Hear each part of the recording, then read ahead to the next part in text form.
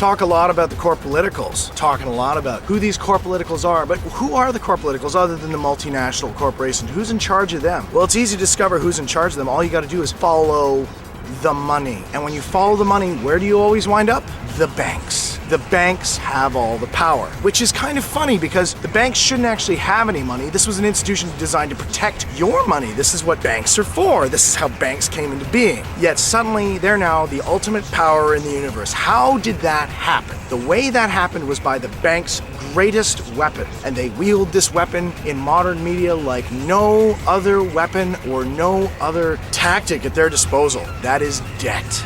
They will try their hardest to drive you as far into debt as they possibly can. The way they do this is by creating wants, creating needs, creating the need for status, buying things you can't afford to impress people you don't even like. They make you think that in order to get laid, you need to drive a certain kind of car. They make you think that in order to be beautiful, you have to smear your face with chemicals. This is what they teach us. They teach us this through the media. They teach us this in the general society. They teach us this in every way they communicate with us. But the way we can avoid all of it, the way we can avoid the pressure, is to avoid debt. And you think to yourself, well, you can't exist in today's society without going into debt. Yes, you can. It's hard, but you can do it. As a WOG, your number one goal should be to get out of debt, or at least get out of recorded debt. If you can eliminate your records of debt, oh, by all means, I would use any means necessary to eliminate any and all records of debt that you possess. The quickest and easiest way to do this, of course, is to simply pay them off, which means you need money, which means you need to work, because as we all know, if you can't pay your debt, well, then you're a thief, and then you're a terrorist, and then you go to jail, and you wind up locked down somewhere in some slave camp building computers for Dell. So the banks, realistically, are the ones in control,